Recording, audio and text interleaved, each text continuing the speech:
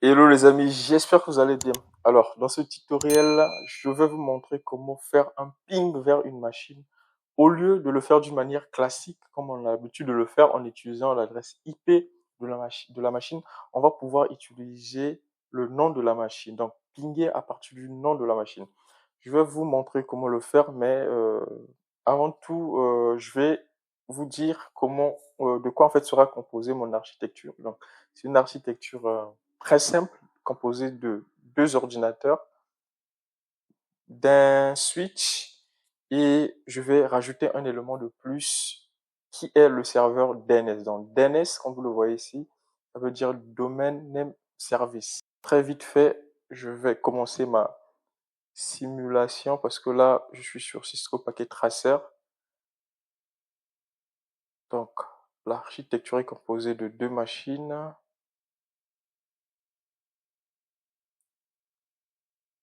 Je rajoute mon switch.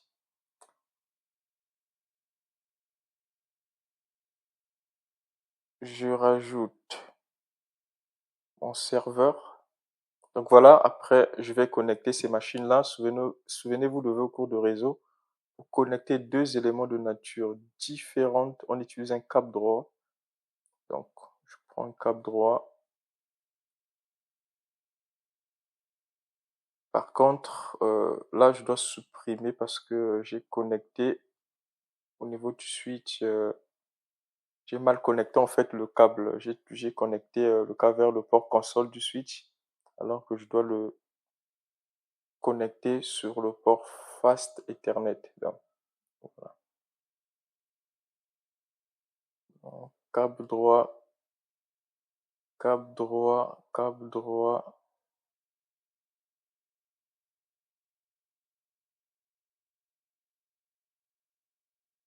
Câble droit, câble droit. Donc, ce que je vais faire, je vais commencer par configurer PC6. Donc, au lieu de l'appeler PC6, vous pouvez le renommer, un peu le renommer. Vous venez là, cliquez sur config. Voilà, vous pouvez changer le nom. Voilà, si je tape n'importe quoi, je tape par exemple Dublin.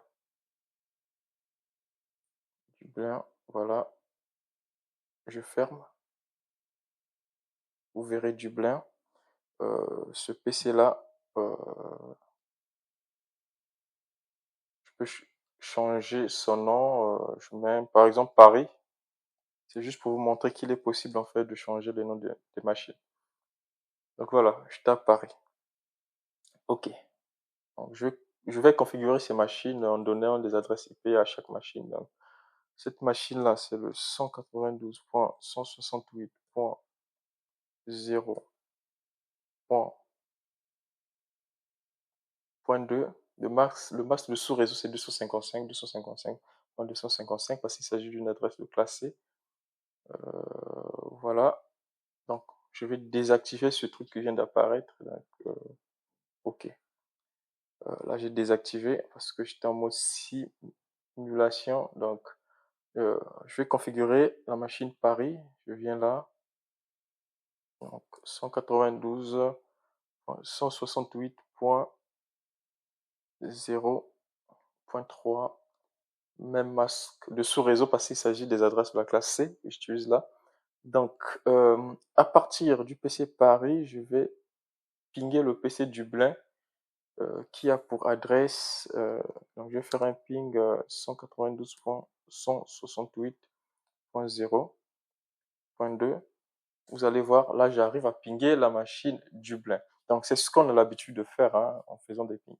Et là l'objectif de cette vidéo, au lieu de pinguer la machine Dublin en utilisant son adresse IP, je vais pouvoir utiliser le nom de la machine en fait. Donc ce que je vais dire par là, c'est être en mesure de pinguer depuis le PC Paris, de pinguer le PC Dublin en tapant ping Dublin. Vous allez voir si j'essaye. Vous voyez, ça ne marche pas en fait. Ping request could not find host Dublin.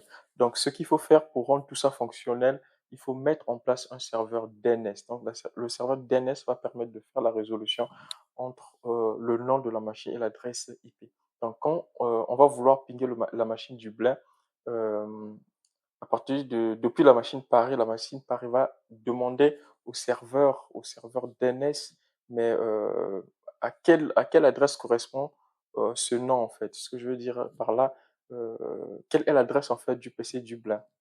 Donc c'est un peu ça en fait qui va se passer en arrière-plan. Voilà, donc pour ce faire, je dois configurer mon serveur DNS.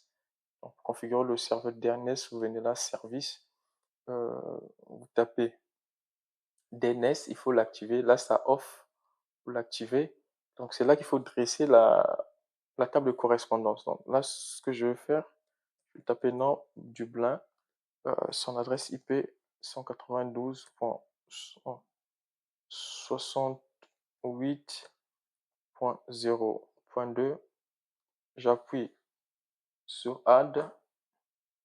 Je vais configurer la machine Paris. L'adresse c'est 192.168.0. C'est point 3. J'ajoute. Je vais configurer mon serveur. Donc, ça s'appelle, bon, je laisse hein, le nom serveur 3. Sinon, c'est possible de renommer serveur 3 aussi. Je préfère laisser serveur 3. OK. Bon, son adresse sera 192.168.0.250. J'ajoute, donc ce que je vais faire, je dois configurer. Bon, donc ça c'est la table de correspondance hein, que j'ai dressée en fait. La table de correspondance, mais je dois confirmer le serveur proprement dit en fait. Donc je viens là. Donc le serveur c'est 192.168.0.250. Voici le masque de sous-réseau, donc voilà. Je ferme tout ça. Là, qu'est-ce qui se passe? Si je fais un ping, donc à partir de la machine Paris, si je veux pinguer Dublin, vous allez voir, ça ne va pas marcher. Pourquoi ça ne va pas marcher? Parce que la machine Paris ne connaît pas en fait l'adresse du serveur DNS qui est serveur 3. Donc ce qu'il faut faire, je repars dans cette machine, je ferme ça, je dois spécifier en fait l'adresse du serveur DNS. Donc vous allez voir, je viens là, DNS. Donc, je vais spécifier l'adresse du serveur DNS. Donc, c'est le 192.168.0.250. Donc, quand je ferme, je vais configurer la machine Dublin aussi. Donc, je vais faire la même chose. Donc, je vais taper 192.168.0.250. Vous allez voir, les deux machines pourront maintenant se pinguer. Donc, depuis Paris, je vais essayer de pinguer Dublin. Vous voyez, là, ça passe. Depuis Dublin, je vais essayer de pinguer Paris. Ping Paris. Depuis Dublin, j'essaie de pinguer Paris. Il y a un truc qui ne va pas, ça marche pas. Il y a un truc, je vais aller regarder ce que j'ai tapé. Ce que j'ai en fait entré dans la configuration. Voilà, donc c'est là en fait. J'ai mis l'adresse du serveur DNS au mauvais endroit en fait. Ok, je fais ça. Normalement, là c'est bon. Je pourrais pinguer Paris depuis la machine Dublin. Donc voilà, donc ça passe, ça passe.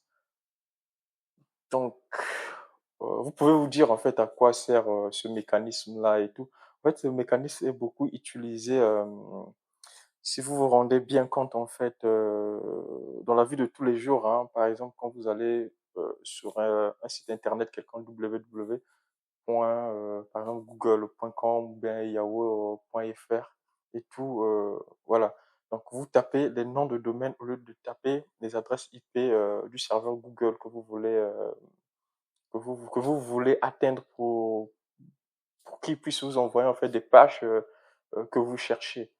Donc voilà, c'est un peu vague en disant ça, mais imaginez-vous s'il s'agit de retenir en fait les adresses IP de 10 serveurs, du serveur mémorisé, c'est un peu difficile, quoi. En tout cas, le côté humain ne permet pas de pouvoir mémoriser ces adresses facilement, mais c'est plus facile pour un être humain de pouvoir mémoriser des noms de domaine comme google.com, yahoo.fr, twitter.com, facebook.com. Vous pouvez retenir des cinquantaines, une cinquantaine en fait de noms de domaine. Par contre, vous ne pouvez pas retenir 50 adresses IP, mémoriser en tout cas 50 adresses IP. Donc c'est pourquoi en fait ils ont mis en place ce mécanisme-là, traduction de nom de domaine en adresse IP. En réalité, quand vous allez sur le navigateur web, quand vous tapez www.google.com, il y a ce mécanisme de résolution de nom en fait qui se fait en fait. Voilà. Euh, c'est tout pour cette vidéo. Donc dans la prochaine vidéo, je continuerai dans la même lancée où je vous montrerai comment faire en fait pour faire le mécanisme de, de correspondance de nom entre nom de domaine et adresse IP. Mais dans la seconde vidéo, je ne vais pas faire des pings, mais je vais plutôt utiliser euh, l'interface web. Donc, j'envoie des requêtes HTTP pour pouvoir illustrer en fait ce tutoriel, pour pouvoir bien vous expliquer en fait comment ça se passe la résolution de nom quand on utilise un navigateur web comme Google Chrome ou Firefox Mozilla. Donc, Mozilla. Je vous dis ciao et à la prochaine vidéo.